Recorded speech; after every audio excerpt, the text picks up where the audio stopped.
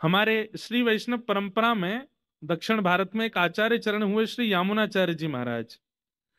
अभी रामानुजाचार्य जी का चरित्र भी था भक्तमाल जी में, तो अभी वही सुगंधी चल रही है ना बार बार, इसलिए बार बार वो स्मरण में आ रहे हैं। तो श्री यामुनाचार्य जी अपनी युवावस्था में एक राजा ने उनको शास्त्रार्थ के लिए बुलाया। बहुत ध्यान से सुनिएगा, ज्ञान कहते किसको है ये सुनिएगा। तो एक पंडित जी थे दक्षिण भारत में, उनका नाम था कोलाहल। क्या नाम था? तो कोलाहल पंडित जी क्या करते थे, इतने ज्ञानी थे, इतने ज्ञानी थे, वो सबको हराते घूमते थे।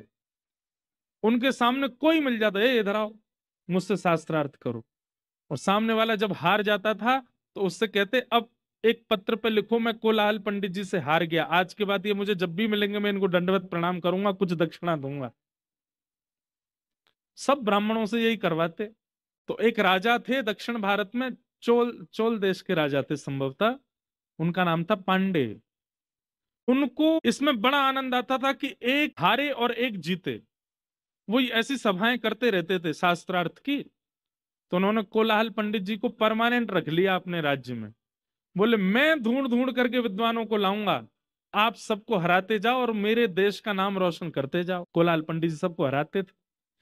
तभी किसी ने नाम प्रस्ताव किया, बोले कि यामुनाचार्य जी हैं, उनको बुलाओ। तो यामुनाचार्य जी के लिए पालकी भेजी गई। पालकी में बैठ करके यामुनाचार्य जी आए। सामने कोलाहल पंडित जी बैठे, इधर यामुनाचार्य जी बैठे। तो कोलाहल पंडित जी पूर्ण थे, यामुनाचार्य जी शांत बैठे थे। तो कोलाहल पंडित जी, देखना तुम जो कहोगे उसी पर मैं तुमको हरा दूंगा और ये करूंगा वो करूंगा। राजा ने कहा आज किस विषय पर शास्त्रार्थ होगा? तो कोलाहल पंडित जी बोले, ये यामुनाचार्य जी का शांत सा मुखड़ा देख करके मुझे लगता है बड़े बड़े विषय पर तो ये हार जाएंगे मुझसे, इनकी आवाज ही नहीं निकल रही है। तो एक बड़ा सामान्य सा विषय रखते हैं। बोले क्या? ये जो कुछ भी कहेंगे मैं उसका खंडन करूंगा।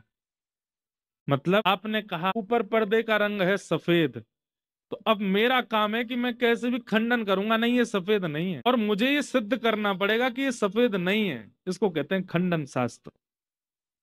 तो कोलाहल पंडित जी बोले, इनके शांत मुद्रा देख करके लगता है बहुत बड़ा शास्त्रार्थ ये कर नहीं पाएंगे।